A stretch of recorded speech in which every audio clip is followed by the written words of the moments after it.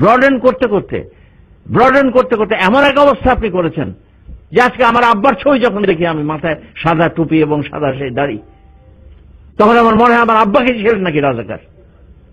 কেন ডেফিনেশন এবং নাটকে সবকিছুতে এমন ভাবে করছেন, নাটকের মধ্যে সবচেয়ে খারাপ যে বদমাইশ, যে রেপিস্ট চেয়ারম্যান, ওইটার মাথায় টুপি, এখানে কালো দাগ, তার সাদা দাড়ি। এই কোন খেলা? এই খেলা তো সেই 46-47 দেখেছি, তার জন্য তো আলাদা হয়েছিল। আবার সেই খেলা শুরু হয়েছে।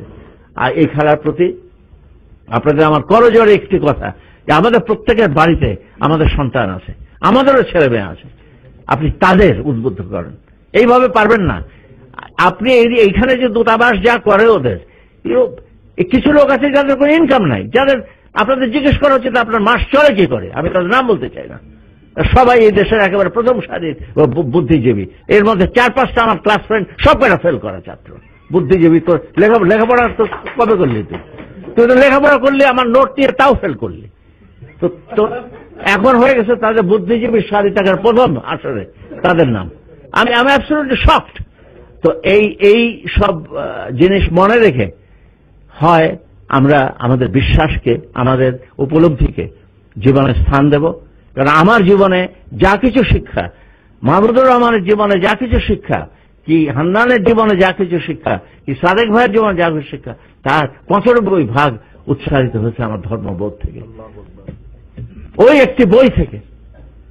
আর ওই এক মানুষ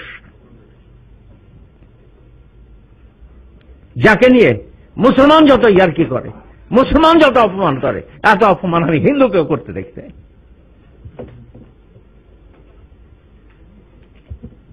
যেভাবে তার নাম নেয়, যে অশ্রদ্ধার সাথে তার নাম নেওয়া হয় এই বাংলাদেশে, ধর্মান্তরিত হয়তো কোনো অসুবিধা নেই।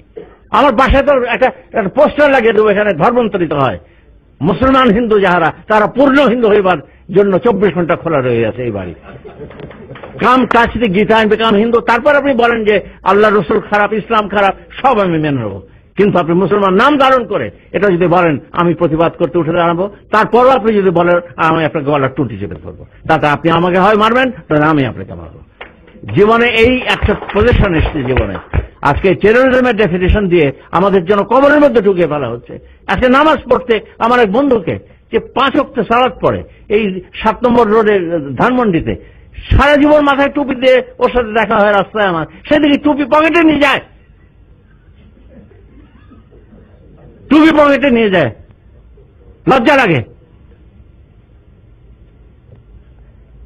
আমাকে ক্ষমা করবেন for the little outburst I had. I thank you for all the tolerance. Please forgive me if I have hurt anyone's sentiment. But I am excited probably because I am in very poor health. My diabetic level is 20 and my lower blood pressure is 125 all the time. So I get angry. I have a feeling I will not live very long. But I would not like to be buried in a country যেখানে আজানের আওয়াজ পাওয়া যায় না। Don't bury me, burn me. আছে গঙ্গার ধারে, এখানে আমাকে চিতায় জ্বালাবেন আপনারা। যদি সেই দিন এই দেশের মসজিদে আজান ধ্বনিত না হয়।